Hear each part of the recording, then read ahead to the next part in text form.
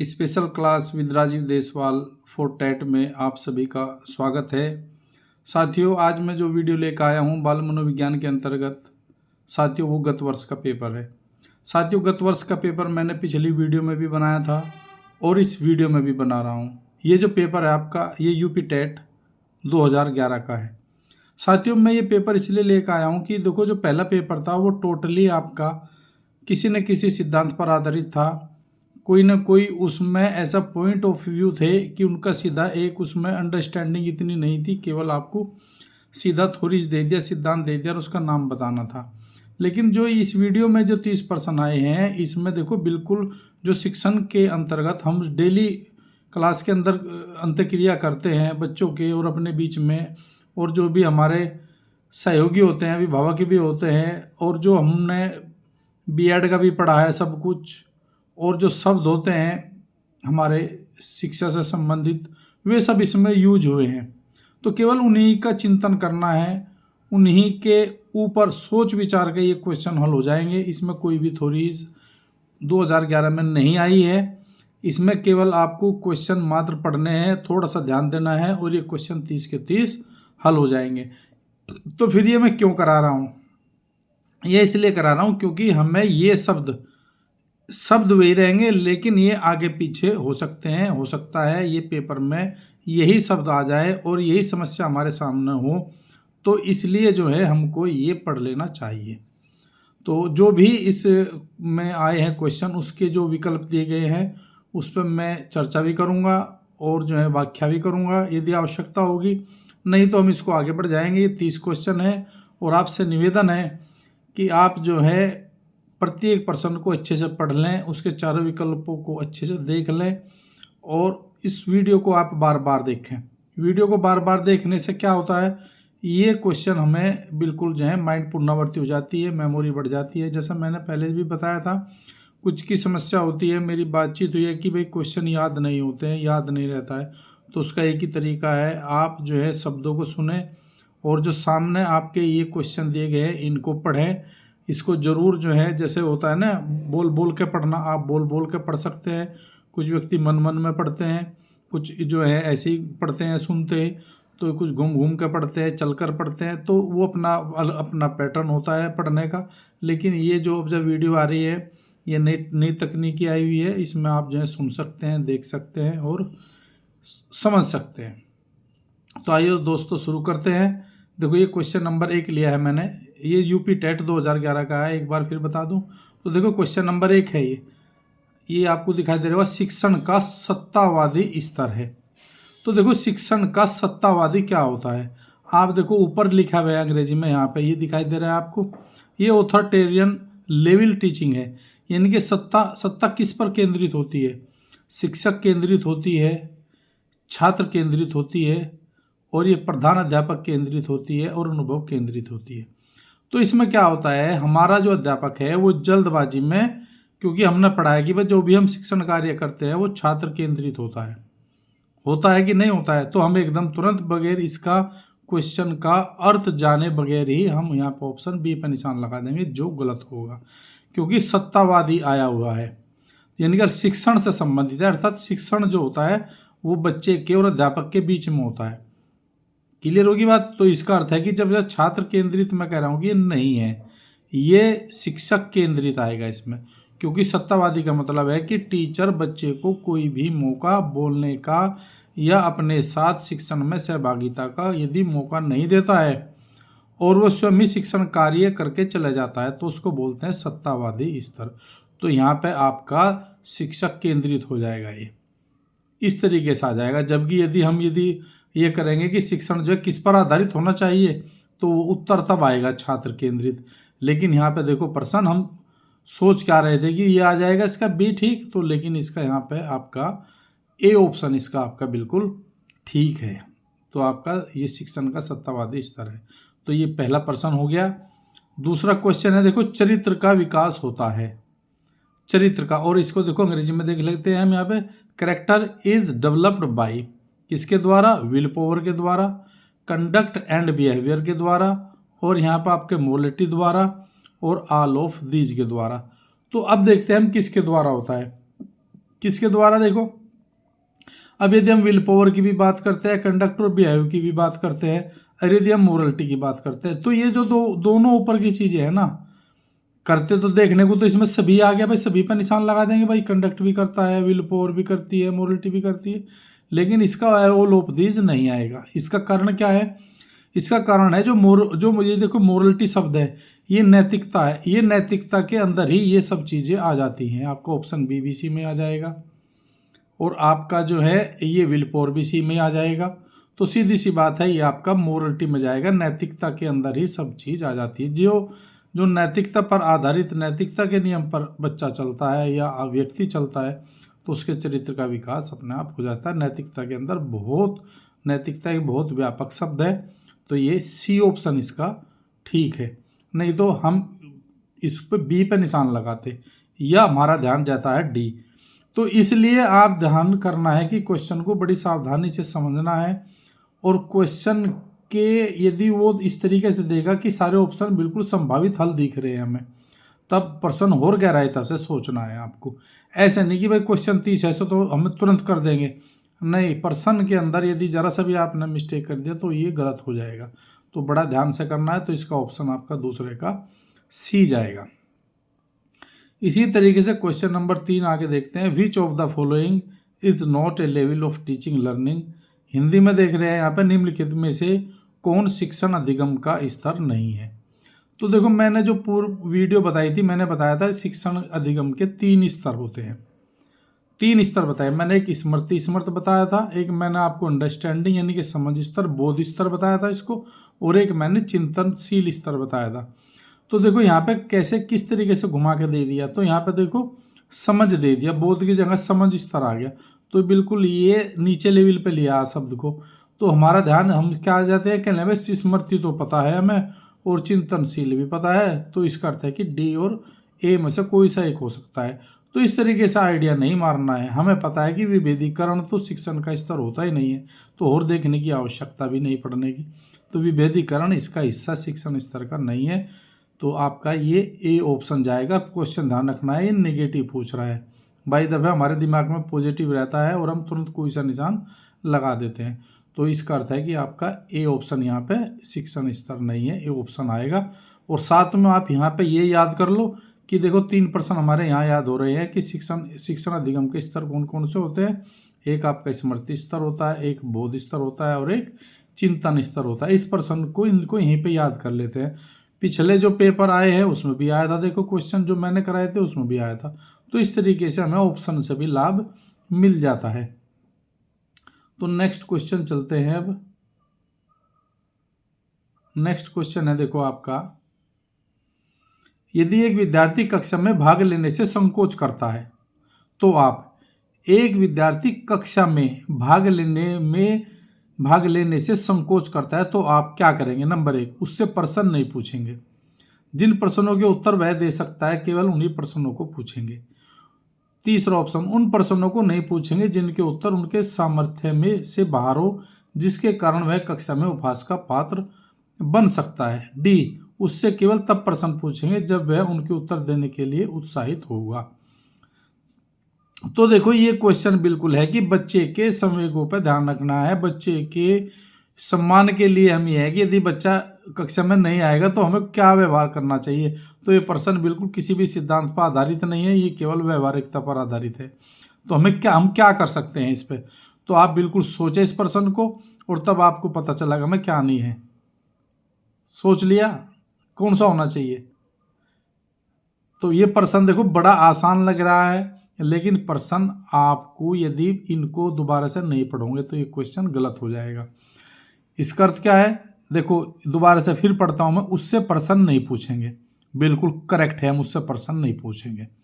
जिन प्रश्नों के उत्तर वह दे सकता है केवल उन्हीं प्रश्नों को पूछेंगे। नहीं, हमें वो भी नहीं पूछना है। उन प्रश्नों को नहीं पूछेंगे जिनके उत्तर उसके सामर्थ्य से बाहर है। बिल्कुल बात है, एक टीचर को यह बात जान लेनी चाहिए कि उस बच्चे पे जो हमने पढ़ाया है वो बता सकता है नहीं बता सकता है। यदि वो नहीं बता सकता है तो हमें उसे खड़ा नहीं करना चाहिए। नहीं तो वो क्या करेगा, अपने में इंसल्टिंग महसूस करेगा और ये समझेगा कि बच्चे सब तेरा उपहास करेंगे और वो अगले दिन नहीं आएगा। तो इसका अर्थ है कि ये बिल्कुल व्यवहारिकता में बिल्कुल सूट बैठ रहा है, सी ऑप्शन। और जो यदि हम चौथा पढ़े तो इससे केवल तब प्रश्न पूछेंगे जब उस उत्तर देने के लिए उत्साहित हो। नहीं, ये नहीं होंगे, जब प्रश्न पूछेंगे उत्साहित नहीं होंगे। तो हमें सी ऑप्शन आपका बिल्कुल ठीक जाएगा। तो ये टीचर को ध्यान रख लेना चाहिए कि बच्चा हमारा जो आया है, नहीं आता है बच्चा, तो उनसे कौन से पूछना है, कौन से नहीं पूछना है। तो इस तरीके से देखो, बिल्कुल किसी भी सिद्धांत पर आधारित नहीं था, ये बिल्कुल व्यवहारिकता पर आधारित था। तो बड़ा अच्छा प्रश्न आया था ये। क्वेश्चन नंबर 5, शिक्षक का बर्ताव होना चाहिए। अब देखो, शिक्षक का बर्ताव कैसा होना चाहिए हमारा? प्रशासनिक होना चाहिए, शिक्षाप्रद होना चाहिए हमारा, या हमारा आदर्शवादी होना चाहिए, या निर्देशात्मक होना चाहिए। तो देखो यहाँ पे एडमिनिस्ट्रेटिव, आइडियलिस्टिक और इंस्ट्रक्टिव और डायरेक्टिव। देखो, यदि हम अंग्रेजी में बात करने लगे, एडमिनिस्ट्रेटिव और इंस्ट्रक्टिव और डायरेक्टिव, शिक्षाप्रद, आदर्शवाद। देखो, शिक्षा यदि हम इसकी बात करें, प्रशासन हमारे में नहीं आता है, निर्देशात्मक हम नहीं कर सकते, क्योंकि ये दोनों के दोनों क्या है, प्रशासनिक शब्द है। अब बात आ गई दो, एक सी आदर्शवादी की और एक आ गई शिक्षाप्रद की। अब टीचर जब भी कक्षा के अंदर बोलता है, जब भी बात करता है, तो वो शिक्षाप्रद ही बात करता है। लेकिन शिक्षाप्रद तो वो भी बात कर देगा टीचर जो आदर्शवादी नहीं होता है। आदर्शवादी का मतलब उसका जो पर्सनैलिटी है उसमें आदर्श बिल्कुल भी नहीं दिखाई देता। किसी दिन ज़्यादा ही वो शिक्षा दे देता है, किसी दिन बिल्कुल भी नहीं देता है।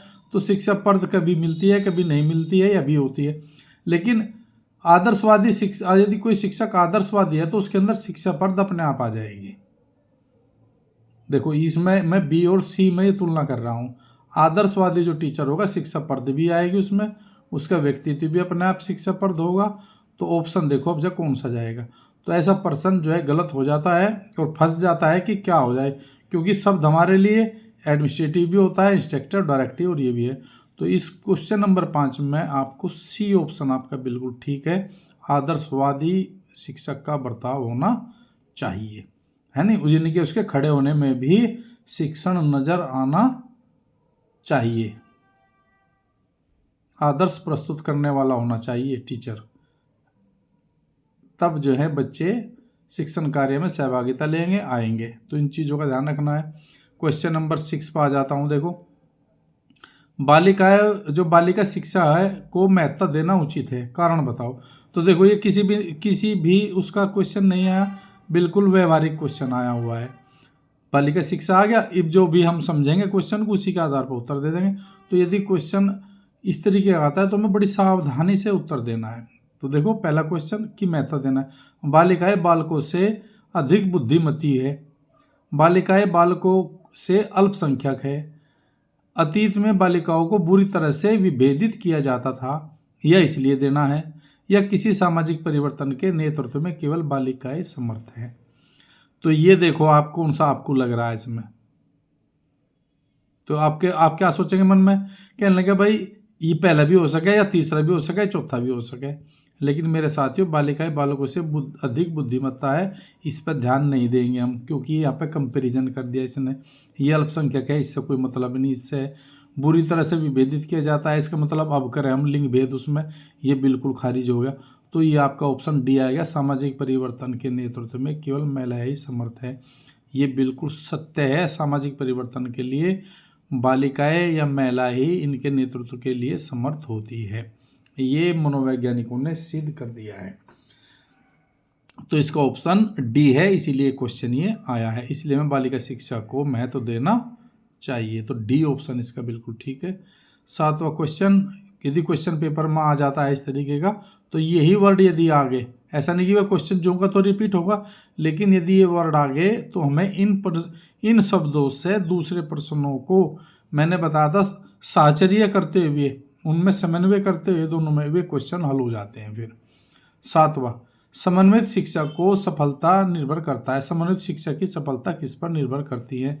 समुदाय के समर्थन पर, पाठ्य पुस्तकों की उत्कृष्टता पर, शिक्षण अधिगम वस्तु की गुणवत्ता पर, और शिक्षकों में अभिवृत्ति परिवर्तन पर। तो आप यदि ये क्वेश्चन देखो, ये शब्द आपके इतने कठिन आए हुए हैं कि समझ में नहीं आ रहा है, तो फिर क्या करेंगे हम, ऊपर इंग्लिश में पढ़ लेंगे। The support of community excellency of text books और quality of teaching learning materials, attitude changing in teachers. किसके लिए? ये इंटीग्रेटेड एजुकेशन के लिए, डिपेंड्स अपॉन सक्सेस। तो मेरे साथियों देखो, ये चारों के चारों ही यदि आप कहीं पे भी खोल के देखोगे तो ये चारों के चारों ही सक्सेस में इंटीग्रेटेड एजुकेशन पर निर्भर करते हैं। पर साथियों सबसे जो क्वालिटी होती है वो समुदाय के समर्थन पर निर्भर करती है, शिक्षक या शिक्षा की। अब समुदाय क्यों ले रहे हैं? क्योंकि समुदाय के समर्थन पर ही पाठ्य पुस्तकें, शिक्षण अधिगम की गुणवत्ता, शिक्षक की अभिवृत्ति इन्हीं के ऊपर निर्भर करती है, कम्युनिटी पे, यदि वो हमें सपोर्ट करती है। क्लियर होगी बात ये? तो आपका ए ऑप्शन इसका बिल्कुल ठीक जाएगा।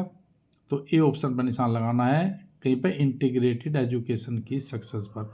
यदि समुदाय उसका समर्थन करेगा तभी वो मानी जाएगी, नहीं तो नहीं मानी जाएगी। ये तो हम सभी करते हैं, बी सी डी तो हम करते ही रहते हैं।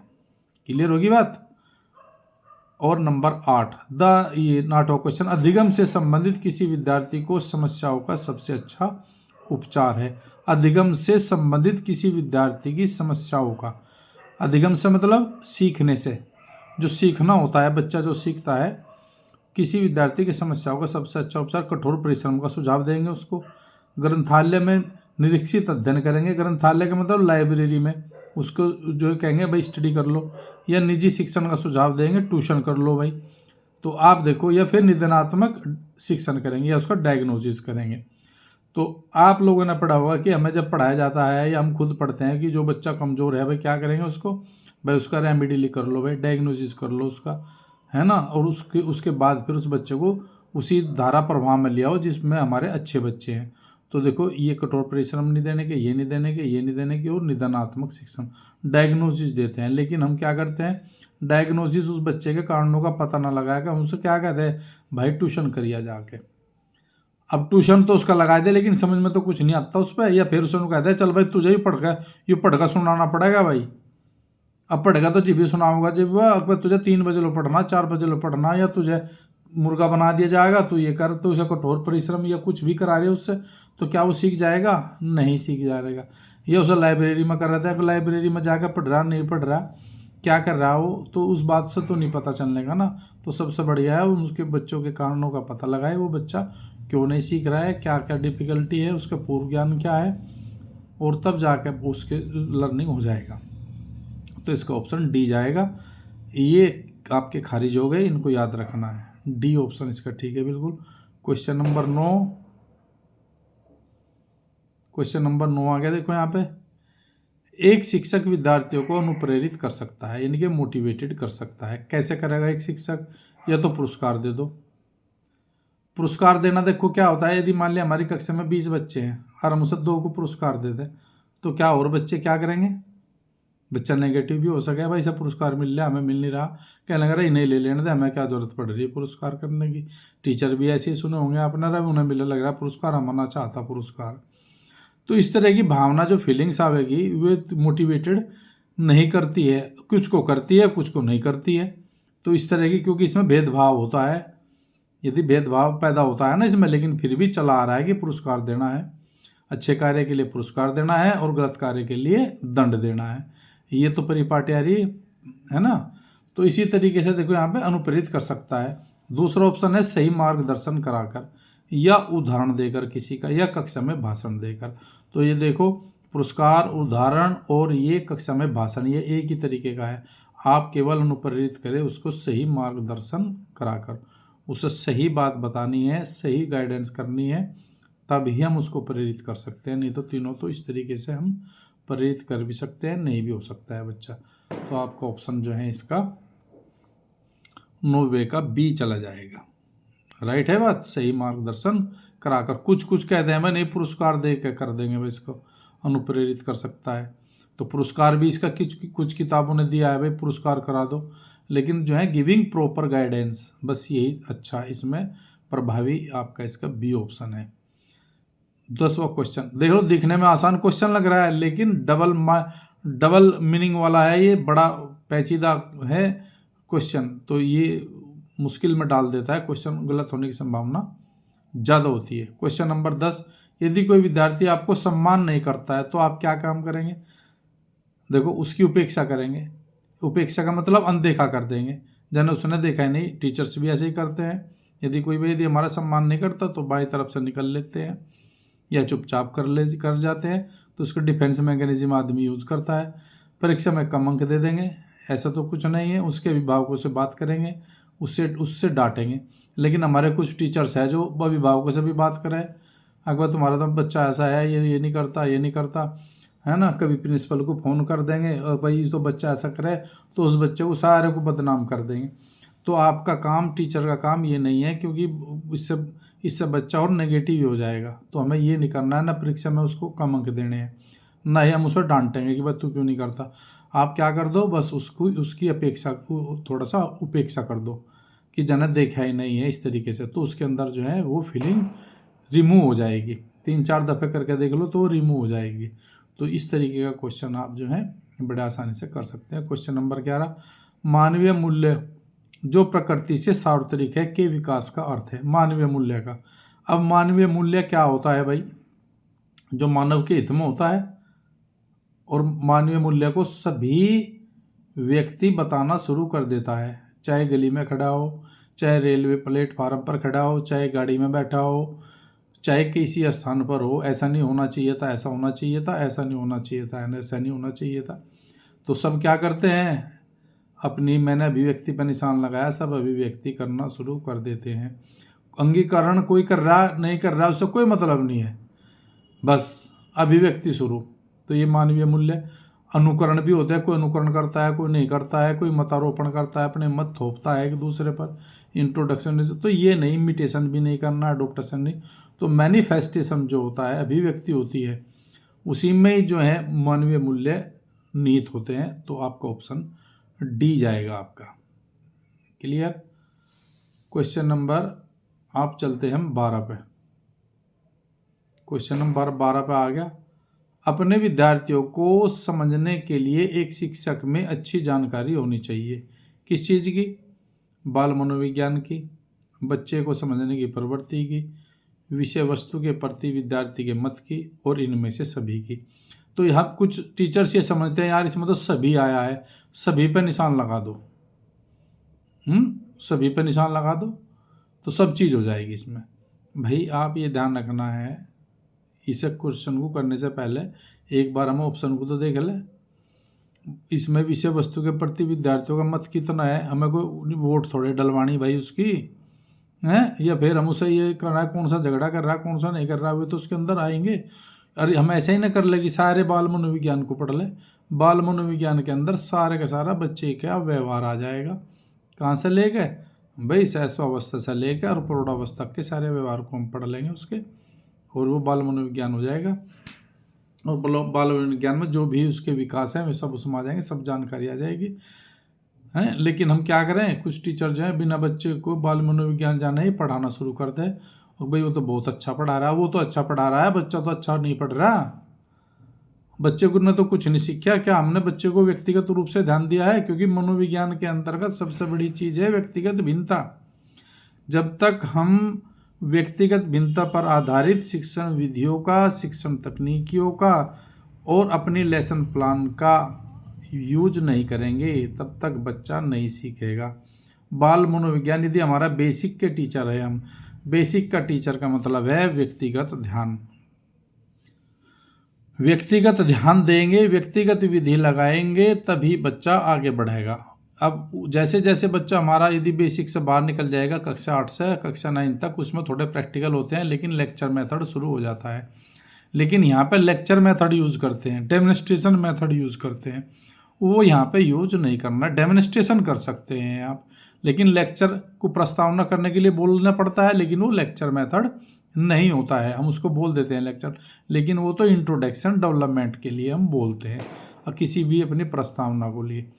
तो देखो हमें ये बाल मनोविज्ञान हमें पढ़ना पड़ रहा है टेट में भी, तो सीधी सी बात है जब बाल मनोविज्ञान का हम टेस्ट दे रहे हैं तो बाल मनोविज्ञान ही हम यहाँ पर निशान लगाएंगे, आप कोई अन्य निशान नहीं लगाएंगे। तो शिक्षक को बहुत अच्छी जानकारी मिल जाएगी, क्योंकि बाल मनोविज्ञान के अंतर्गत क्या पढ़ेंगे, बच्चे का हम अभिवृद्धि एवं विकास भी पढ़ेंगे, उसका वंशानुक्रम भी पढ़ेंगे हम, बच्चे का बुद्धि लब्धि भी पढ़ेंगे हम, बच्चे का व्यक्तित्व का विकास भी पढ़ेंगे बच्चे का, और उसका मेंटल हाइजीन भी पढ़ेंगे, उसके इंटीग्रेटेड भी पढ़ेंगे बच्चे का, और साथ में हम शिक्षण विधिया व्यक्तिगत भिन्नता भी पढ़ेंगे, व्यक्तिगत भिन्नता पर आधारित विधियाँ भी पढ़ेंगे हम, और सीखने की परिभाषाएं, सीखने के सिद्धांत भी पढ़ेंगे, मोटिवेशन भी पढ़ेंगे।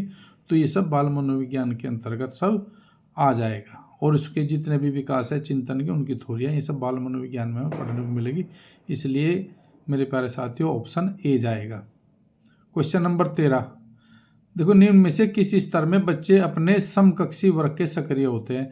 ये क्वेश्चन भाई पक्का याद कर लो, क्वेश्चन नंबर 13 ये हर यूपी टेट का हो चाहे सी टेट का हो, ये क्वेश्चन जरूर आता है। कौन सा, अंग्रेजी में देख लेना, पेयर ग्रुप, यानी कि किस उम्र के बच्चे आपके पेयर बनाते हैं, ग्रुपिंग करके चलते हैं, है ना। तो बच्चे कंधे पे कंधे हाथ रख कर चलना शुरू कर देते हैं, अपने तरीके का ढूंढते हैं। तो क्या वो एडोलसेंस का बच्चा होता है, क्या वो एडल्टहुड का होता है, क्या वो चाइल्डहुड का होता है, या अर्ली चाइल्डहुड हो जाता है बच्चा, किशोरावस्था, वयस्कावस्था, या बाल्यावस्था, या प्राक बाल्यावस्था। अब देखो प्राक बाल्यावस्था कौन सी होती है भाई आपकी, बाल्यावस्था यानी कि आपकी जैसे शुरू होती है बाल्यावस्था वो वाली की बात कर रहा है, या फिर बड़ा हो जाता है एडल्ट में, एडल्ट का मतलब किशोरावस्था से उत्तरावस्था में, या फिर आपकी बाल्यावस्था 6 से 12। तो यहाँ पे मैं निशान किशोरावस्था पर लगा देता हूँ, तो ए ऑप्शन इसका ठीक है। एडोलसेंस जो होता है बच्चा वो ही पेयर ग्रुप ढूंढता है, अपने बिल्कुल अपनी हम उम्र के ढूंढता है, उसी के अंदर क्रिया करता है, उसी में ही आप देख रहे होंगे अपने चारों तरफ मंडली बन जाती है उनकी, और वो उन्हें ही पसंद करता है। तो साथियों क्वेश्चन बहुत बढ़िया है, ए ऑप्शन पर आपको निशान लगाना है। एडोलसेंस किशोरावस्था बोलते हैं इसको, ये आपको याद रखना है। क्वेश्चन नंबर आपका 14, देखो ये आपका mind mapping refers to, mind mapping क्या होता है, देखो ये बड़ा बढ़िया क्वेश्चन होता है। अब यदि ये सोचते हैं माइंड मैपिंग क्या होता है, मन, देखो मनोचित्रण लिखा हुआ है, तो हमारा ध्यान कहाँ जाएगा, मन का चित्र खींचना, इस पर जाएगा हमारा ध्यान। भाई मन का चित्र खींचना या मन के प्रक्रिया का अन्वेषण करना, फंक्शनिंग जो भी होते हैं हमारी उसकी रिसर्च करना, या जोखिम भरे कार्य के लिए करना, या अधिग्रहण को बढ़ाने की एक तकनीक होती है। तो आप किस पर निशान लगाओगे, सोचो मनोचित्रण का, क्योंकि मनोचित्रण की हिंदी मनोचित्रण आएगी, और मनोचित्रण की मन का चित्र खींचना, ऐसा बिल्कुल नहीं है, ये गलत है। अब यदि मैं इस पर बात करूं आपको, यदि मान लिया कोई मुझे कहने लगा भाई राजीव तुझे ये किताब याद करनी है, तो मैं क्या करूंगा, पूरी किताब रटना शुरू कर दूंगा? नहीं, उसका एक तरीका है पूरी किताब को याद रखने का। क्या, उसके शुरू में देखो प्रीफेस में पूरे चैप्टर दिए गए हैं।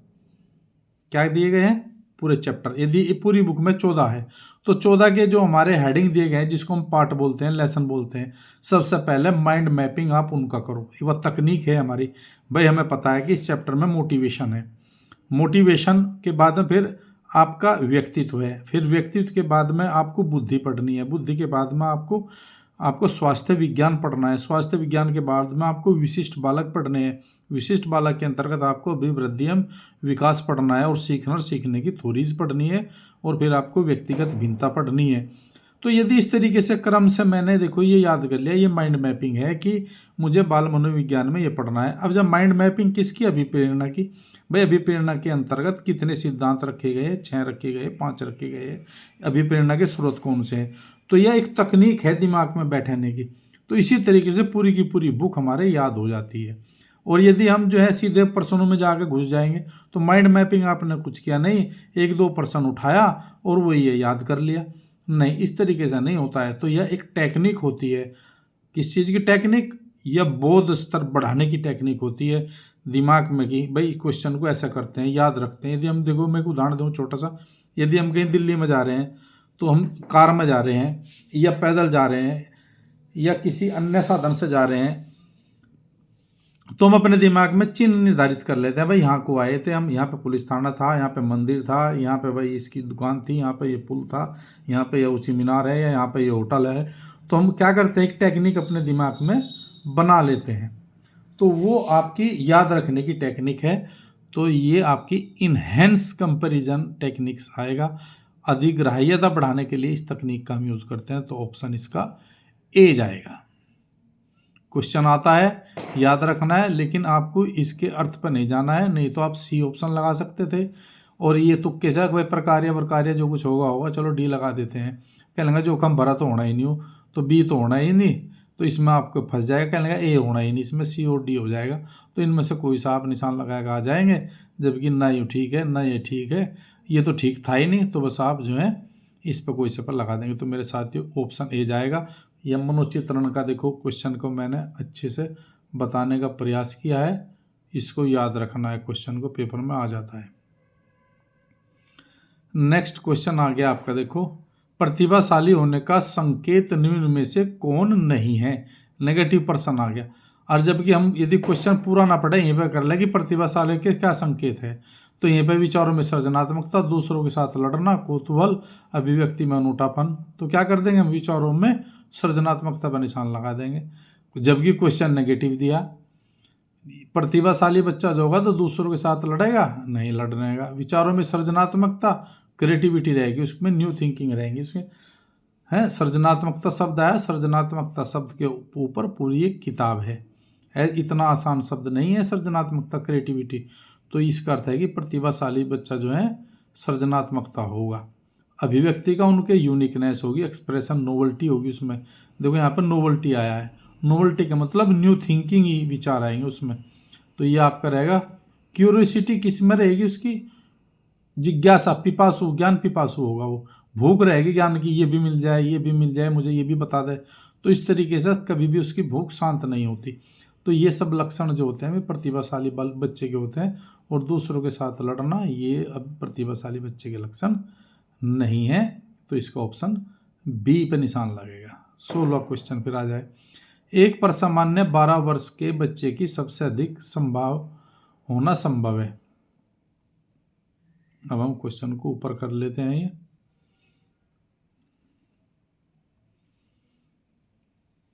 कि एक जो है नॉर्मल 12 साल का बच्चा है, इज मोस्ट लाइकली, वो सबसे ज़्यादा पसंद करता है। देखो 12 साल का बच्चा जो है क्या पसंद करता है, कृत प्रेरक समन्वय में कठिनाई करता है, वयस्कों को खुश करने के बारे में दुश्चिंता की अनुभूति करता है। अब और यहाँ में उसकी रुचियों की सीमित करना होता है, समकक्षी की अनुमति के लिए बेचैनी रहती है। तो 12 साल का बच्चा, ये जोड़ेंगे हम किस वर्ष का, किस अवस्था का बच्चा होता है। तो यदि हम बात करेंगे 0 से जो 6 वर्ष होती है वो शैशवावस्था होती है, 6 से 12 जो अवस्था होती है वो बाल्यावस्था होती है, और 12 से जो 18 अवस्था होती है वो किशोर अवस्था होती है, और 18 से जो ऊपर की अवस्था होती है वो प्रौढ़ावस्था होती है। अब ये बच्चा कौन से में जाएगा, ये 6 से 12 में आ जाएगा। और देखो कल यहाँ पे वर्ग अंतराल किया है 12 से 18, तो ये बच्चा 6 से और 12 के बीच में आएगा।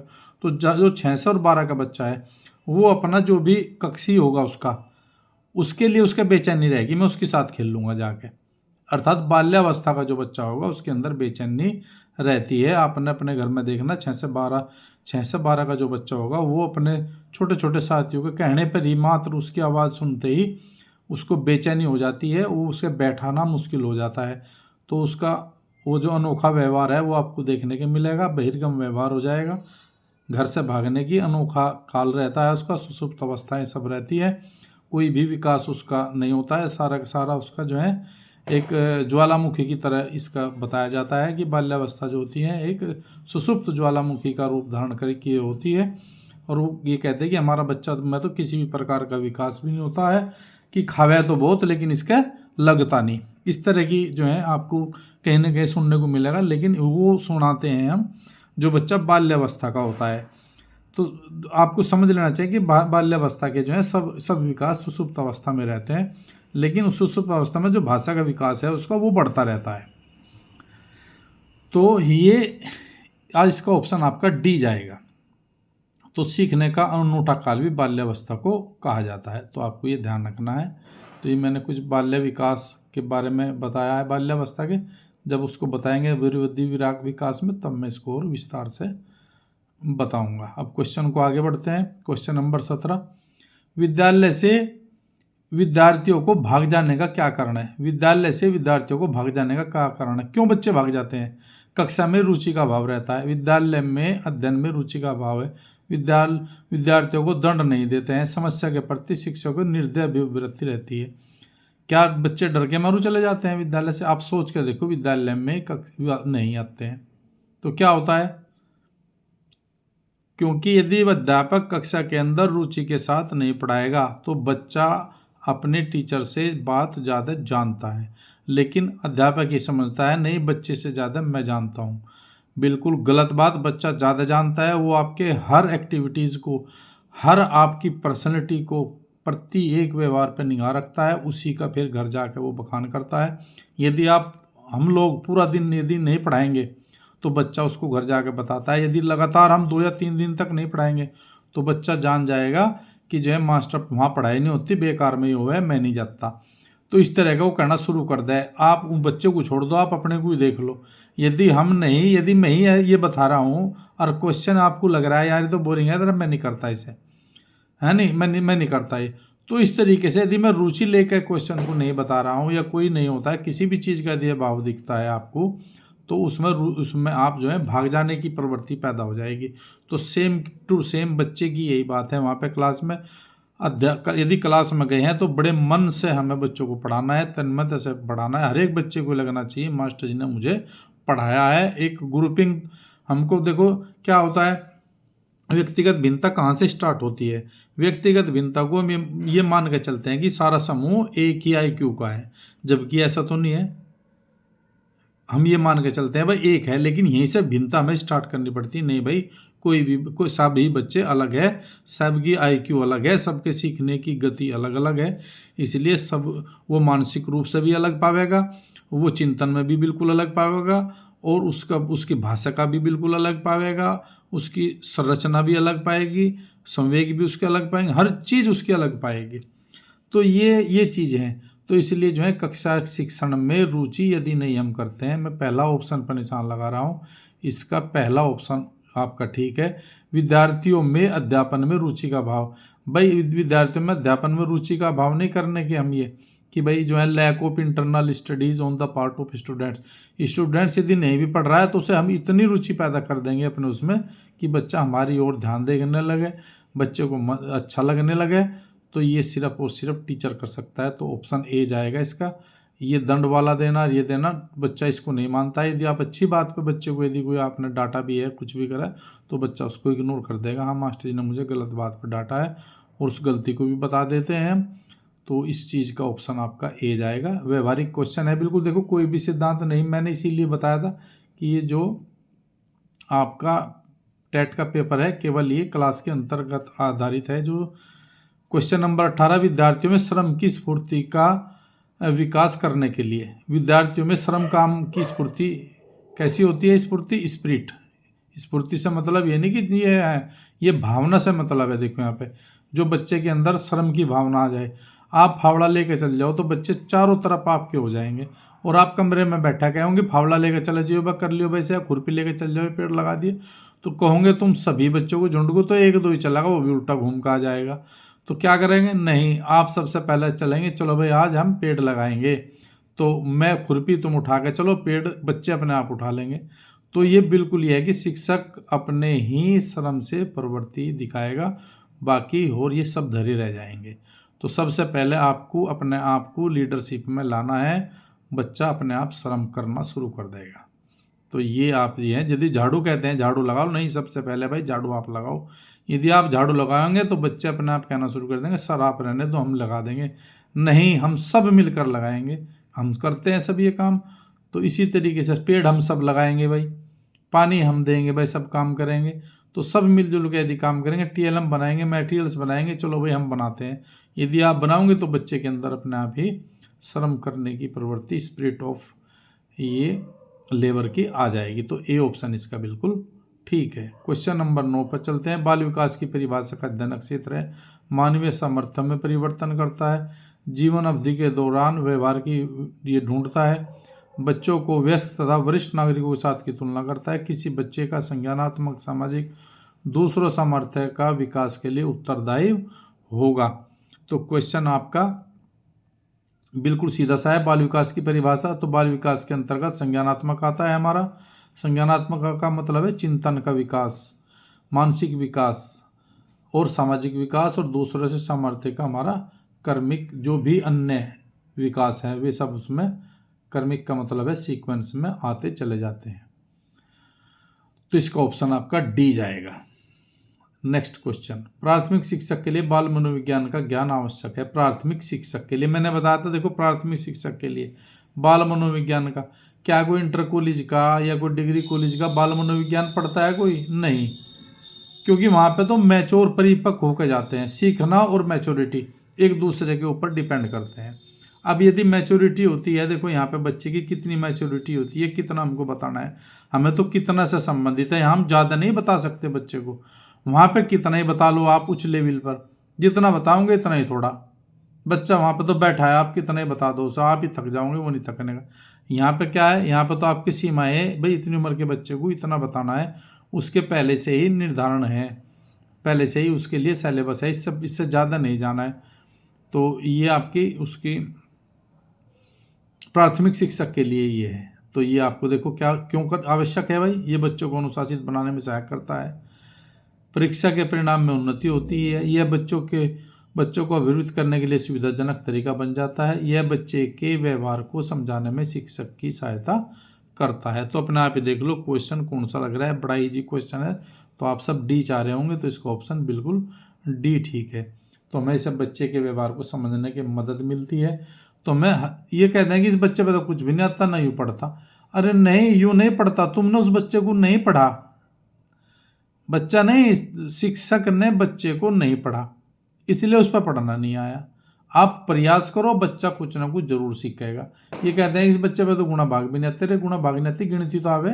इसका मतलब पूर्व ज्ञान देखो, इसके पास गिनती आती है, तो उसी से वहीं से उठा के लेके चलो। क्वेश्चन नंबर 21, ये देखो, विद्यार्थी में अवांछित व्यवहार को किंचित परिवर्तन करने में सबसे प्रभावी पद्धति कौन सी है? कौन से वाली?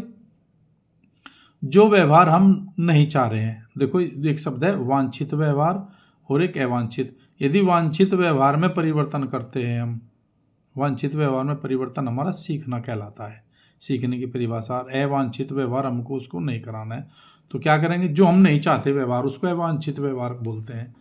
तो उसके लिए हमें क्या करना चाहिए? शिक्षक विद्यार्थी को दंड देना चाहिए, 3-4 डंडे मार दो खींच के, क्या वो व्यवहार परिवर्तन हो जाएगा?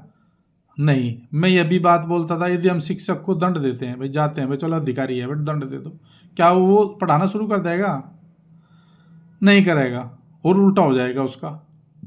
इसीलिए जो है दंड किसी भी चीज़ का उचित नहीं है। उसको क्या करना है, बस यही आपको समझना है। हमारे लिए बच्चे भी ऐसे ही है, अभिभावकों को ध्यान में से लाना, अभिभावकों को बता देंगे भाई तुम्हारा लड़का ये कर रहा है, ये भी गलत है बिल्कुल। अवांछित व्यवहार कारणों को ढूंढना एवं उपचार का प्रबंधन करना, ये आपको करना है।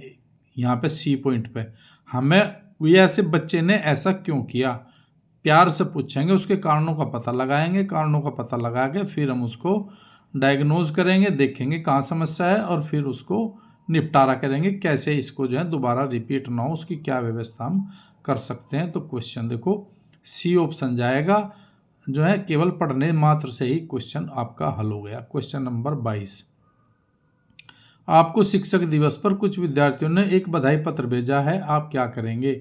आप कुछ नहीं करेंगे, उसे धन्यवाद देंगे, उसे पैसों को बर्बाद नहीं करने के लिए बोलेंगे, उन्हें बदले में शुभकामनाएं देंगे। देखो ये क्वेश्चन जो आया है थोड़ा सा, ये 22वां क्वेश्चन उस टाइम पे 2011 में विवादास्पद बन गया था। कैसे कि किसी वहाँ पे जो की थी वो सी दे रखी थी, सी उन्होंने ठीक लगा रखा था कि भाई उन्हें कह देंगे भाई तुम महंगे महंगे जो हैं ये का बधाई पत्र ना खरीद दो और ना में भेजो। लेकिन जो इसका सही ऑप्शन है, इसको बाद में ये इसका उत्तर कर दिया गया कि बच्चों को हम उनको धन्यवाद देंगे, थैंक्स बोलेंगे, और ये बोलना भी चाहिए। तो इसका ऑप्शन 22वें का बी ठीक है, न कि आपका 22वें का सी। लेकिन कुछ कुछ बुकों में ये सी दिया गया है ना, लेकिन इसका बी ऑप्शन ठीक है। 23वां क्वेश्चन, जब एक विद्यार्थी असफल होता है तो समझा जाता है पद्धति असफल है, पाठ्यपुस्तकें असफल है, शिक्षक असफल है, यह व्यक्तिक असफलता है। तो देखो इस प्रश्न से तो भाई सभी जूझ रहे। यदि विद्यार्थी असफल है, इस बात को कोई नहीं देखने का कि अध्यापक क्या कर रहा है, अध्यापक से क्या कराया जा रहा है, बस आपको यह कि शिक्षक असफल है, शिक्षक पे ही असफल माना जाएगा। ये क्वेश्चन इसीलिए आया भाई, इसलिए बच्चे पर ध्यान दो। सबसे हमारे लिए बच्चा महत्वपूर्ण है, बच्चे पे ही हमें सबसे ज़्यादा फोकस करना है, तो उसकी सफलता ही हमारी सफलता है, उसकी विफलता ही हमारी विफलता है। तो 23वें का बी जाएगा। ओके, अब 24वें पे चलते हैं। किसी विद्यार्थियों को सबसे महत्वपूर्ण विशेषता है। किसी विद्यार्थी की सबसे महत्वपूर्ण विशेषता क्या है? उत्तरदायित्व की अनुभूति, ईमानदारी, सहभागिता और आज्ञाकारिता। तो ये देखेंगे कौन सी है। यदि बच्चे को खुद ही वो उसको अनुभूति हो रही है, सेंस ऑफ रेस्पॉन्सिबिलिटी, तो ये मानते हैं कि भाई ये सबसे अच्छा बच्चा है अपने आप ही। कुछ बच्चे ऐसे होते हैं कि टीचर गया तुरंत उसके पास दौड़ जाते हैं, ये करते हैं कहने से पहले ही, जी मैं ये कर लेता हूँ। तो ये देखो उसके अंदर जो अनुभूति पैदा हुई है, सेंस पैदा हुई है, तो हमारे मन में एकदम आदम आ ये बच्चा तो भाई सबसे अच्छा है। बाकी तो ईमानदारी भी मिलेंगे आपको, आज्ञाकारी भी मिलेंगे, जो बोलेंगे वे तभी करेंगे। कुछ ऐसे होते हैं कि आज्ञाकारी तो ये भी होते हैं और लेकिन इनके अंदर हो सके अनुभूति ना हो। अनुभूति होगी जी जी हम आज्ञा करेंगे, हम तो जब ही करेंगे, नहीं तो नहीं करते। शिक्षक भी ऐसे मिलते हैं वह बगैर कहे तो हम भी नहीं करा भाई, नहीं तो हम नहीं जाने गए। तो इस तरह की है। लेकिन ये जो सेंस ऑफ ह्यूमर है, जो रेस्पॉन्सिबिलिटी होती है, वो आपका ए ऑप्शन इसका ठीक जाएगा। 25वां क्वेश्चन, आप किसी कक्षा में पाठ पढ़ाते हैं तो एक विद्यार्थी विषय से असंबद्ध एक प्रश्न पूछता है, तो आप क्या करेंगे? तो ऐसे क्वेश्चन में देख लो, यदि आप पढ़ाने लग रहे भाई, बीच में कोई खड़ा हो गया, प्रॉब्लम समस्यात्मक बालक भी होते हैं, तो क्या करेंगे आप? बीच में खड़ा होकर पूछ रहा हो तो आप उसे कहेंगे भाई तुम कक्षा से बाद में मिल लेना, इस क्वेश्चन को हम कक्षा से बाद में बता देंगे। ऐसे नहीं कि तुम उसके साथ लग जाओगे और फिर वहीं पे जुड़ जाओगे, जो टॉपिक लेकर आए थे वो कहीं जाओ, इतने में घंटा बच जाएगा, इतना ही आपका जो है पढ़ाने का टाइम खत्म हो जाएगा। नहीं, उससे आप बच्चे को जो है दूसरी तरफ मोड़ देंगे। ऐसे क्वेश्चनों को बड़े ध्यान से करना है, पेपर में ये आ जाता है। तो देखो यहाँ पे यह है कि डी ऑप्शन में लिख रही है बात जो मैं कह रहा हूँ, कक्षा के बाद प्रश्न का उत्तर दे देंगे उसे, बाकी उसे अन्य कोई अनुमति नहीं देंगे, उसे या दंडित करेंगे या कुछ और करेंगे, इन चीज़ों पर ध्यान नहीं देना है। तो देखो क्वेश्चन नंबर 26, बुनियादी स्तर पर मातृभाषा में शिक्षा देना बेहतर है। बुनियादी से मतलब हमारी प्राथमिक स्तर की शिक्षा सही है, प्राइमरी को ही हम बुनियादी बोलते हैं। देखो ऊपर लिख रहा है प्राइमरी लेवल, है ना। तो प्राइमरी लेवल पर मातृभाषा इसलिए है ताकि बच्चों में आत्मविश्वास का विकास हो सके, अधिगम को सरल बनाया जा सके, बौद्धिक विकास में सहायता करे, प्राकृतिक वातावरण में बच्चों को सीखने में सहायता मिल सके। तो ये प्राकृतिक वातावरण से मतलब इसलिए कह रहे हैं भाई हम कि जो भी प्रकृति में हम आए हैं उसी के अनुकूल पर आधारित हमें सीखने में मिलेगा और उसी में सहायता मिलेगा। यदि हम पंजाबी की बात करेंगे तो पंजाबी में मिलेगा, है ना। बाकी तो सारे भाई इसमें भी आता है काम, इसमें भी काम आता है, इसमें भी काम आता है, लेकिन जो है प्राकृतिक रूप से हमें उस बच्चे को सीखने का वातावरण मिलेगा। तो ऑप्शन आपका डी जाएगा। 27वां क्वेश्चन आप करते हैं, बड़ा अच्छा क्वेश्चन है 27वां क्वेश्चन। देखो 27वां क्वेश्चन है कि श्याम पट पर लिखते समय सबसे महत्वपूर्ण क्या है। देखो रोज लिखते हैं हम श्याम पट पे, कुछ तो ऐसा लिखते हैं कि इधर से लिखना शुरू करते हैं, कोने पे चले जाते हैं, कुछ इतनी जल्दी में रहते हैं कि भाई पता नहीं क्या लिख दिया। कोई बाहर से आता है तो कुछ ना उसकी समझ में आ रहा, ना उसकी समझ में आ रहा। तो क्या हो रहा है कि लिख तो रखा है नहीं, जो इतना साफ साफ लिखे, इतना स्वच्छ लिखे कि जब भी कोई, हम गए एक बार यहाँ पे, मैं आपको बताऊँ, इसमें कसेरवा कला में, तो कसेरवा कला में एक टीचर था, उससे अच्छा लेख मैंने नहीं देखा है। मैं 2 बार गया, दोनों बार इतना सुंदर लिख रखा है उसने, गजब पूरा श्यामपट भर रखा है। और जो है वे जो है और लगे मैंने लिखता है देखा उसको, तो ऐसा नहीं कि उसने पहले से ही लिख रखा था, उसने थोड़ा वो आधा भर रखा था, आधा लिख रखा था। तो टीचर का मेरा नाम ध्यान नहीं आ रहा, बहुत अच्छा उसकी मैं प्रशंसा भी करके आया था। तो इतनी लिखावट तो अच्छी थी, साथ में स्पष्ट था। ये चलो लेखा किसी का लेख अच्छा है किसी का नहीं है, लेकिन सबसे जरूरी जो होती है वो लेखन में स्पष्टता होती है। छोटे भी अक्सर होते हैं, किसी के बड़े भी होते हैं, लेकिन सबसे महत्वपूर्ण होती है स्पष्टता। तो ये आपकी जो है बी ऑप्शन इसका जाएगा। ये ध्यान रखना है, अच्छी लिखावट तो होनी है, साथ में उसमें स्पष्टता भी होनी जरूरी है। ऐसा नहीं कि बस सुंदर तो लिख दिया लेकिन उन्हें पता रह कहाँ जा रहा है, क्या जा रहा है। तो हर चीज़ आपको जो है स्पष्टता होनी चाहिए। तो ये श्यामपट की लिखाई की मैंने बात करी। आपका है 28वां क्वेश्चन, आपकी कक्षा में एक छात्र देर से आता है, आप क्या करेंगे? उसके अभिभावकों को सूचित कर देंगे, उसे दंडित देंगे, कारण बताने की जानने की चेष्टा करेंगे, उस पर कोई ध्यान नहीं देगा।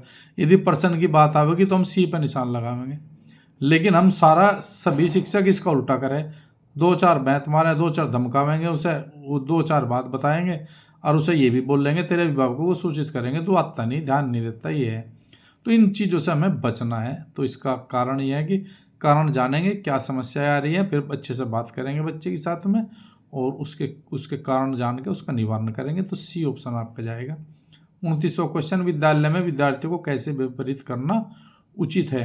कैसे अभिप्रेत, देखो 2 क्वेश्चन आ गए अभी पहले ही। अभिप्रेत मोटिवेटेड करने के लिए आता, वो पुरस्कार आया था, उदाहरण आया था, ये था। तो यहाँ पे चुने हुए अध्ययन द्वारा करेंगे, गहन अध्ययन करेंगे, या स्वर अधिगम द्वारा करेंगे, बोल बोल कर रिसाइटेशन करेंगे इस तरीके से, या प्रासंगिक अध्ययन द्वारा। तो प्रासंगिक जो अध्ययन द्वारा है, इंसिडेंटल स्टडी जो है, वो बच्चे की प्रकृति के ऊपर आधारित होती है, बच्चे के अनुसार उसको छोड़ देते हैं, भाई तुम्हें आराम से करो जैसे तुम्हें करना है, इस तरीके से कर सकते हैं। तो बच्चे को फील गुड भी होगा। यदि हम दबाव देंगे सारे जोर जोर का पढ़ो भाई, तो बच्चा तुम्हें सुनाने के लिए जोर जोर से पढ़ देगा, समझ में आओ या ना हो, है नहीं। या फिर कहेंगे भाई तुम्हें यू करना, तो दूसरे समझ लेंगे ये ऐसा करना, ये तुम्हें करना, तो ये भी नहीं करना, तुम्हें चुना है, अध्ययन कर लिया, है ना। तो ऐसा नहीं, बस तुझे यू करना और बाकी छोड़ना। तो गहन अध्ययन नहीं, केवल आपको उसको प्रासंगिक अध्ययन के लिए कहना है। तो बी ऑप्शन आपका जाएगा। क्वेश्चन नंबर 30 आपका लास्ट क्वेश्चन है इस पेपर का, और 30वां क्वेश्चन है आपका, शिक्षा का उद्देश्य होना चाहिए क्या। विद्यार्थियों को व्यवसायिक कुशलता का विकास, विद्यार्थियों में सामाजिक जागरूकता का विकास, विद्यार्थियों को परीक्षा के लिए तैयार करना, व्यवहारिक जीवन के लिए विद्यार्थियों को तैयार करना। तो आपको देखना है बच्चे में कौन सा आएगा, सामाजिक जागरूकता का विकास, व्यवसायिक का, परीक्षा के। तो देखो तीनों तो चल ही रहे हैं, लेकिन असली बात होती है वो व्यवहारिक जीवन के लिए विद्यार्थियों को तैयार करना है हमें, ताकि वो अच्छे से अपना जो व्यवहारिक जीवन तैयार हो जाएगा, तो ये सब उसके अंदर गुण आ जाएंगे। तो आपका डी ऑप्शन इसका जाएगा। मेरे साथियों 30 क्वेश्चन मैंने कराए हैं, प्रश्नों की व्याख्या भी करने का प्रयास किया है। तो देखो ये जो क्वेश्चन है सब व्यवहारिक बेस्ड थे। इस तरह का पेपर आ गया तो आप सभी कर देंगे और खुश हो जाएंगे कि भाई चलो भाई कोई टफ प्रश्न नहीं रखे गए हैं किसी भी तरीके के, तो अच्छी बात है। यदि इस तरीके का पेपर आ जाए तो बहुत बढ़िया है, सबका पेपर हो जाएगा, 30 में से 30 नंबर आ जाएंगे। तो साथियों ये मेरा उद्देश्य ये था कि इस तरह का पेपर भी आपको आ सकता है, तो हमें व्यवहारिकता की भी जान लेनी चाहिए। ये पेपर मैंने व्यवहारिकता के लिए बताया है। 1-2 पेपर और मैं व्यवहारिकता पर आधारित लेकर आऊँगा, और एक पेपर लेकर आऊँगा मैं आपका जो बिल्कुल क्वेश्चन बिल्कुल टू द पॉइंट उनके नाम पूछ लेता है वो सैद्धांतिक रूप से, और वे विषय आधारित होते हैं, तो वे भी आएंगे। तो सभी साथियों को मेरा नमस्कार साथियों, और इसे 2-3 दफ़े ज़रूर देखना, वीडियो को शेयर भी करना है, इसको अधिक से अधिक सभी को लाभ मिले, यही मेरा उद्देश्य है। तो पुनः सभी को नमस्कार।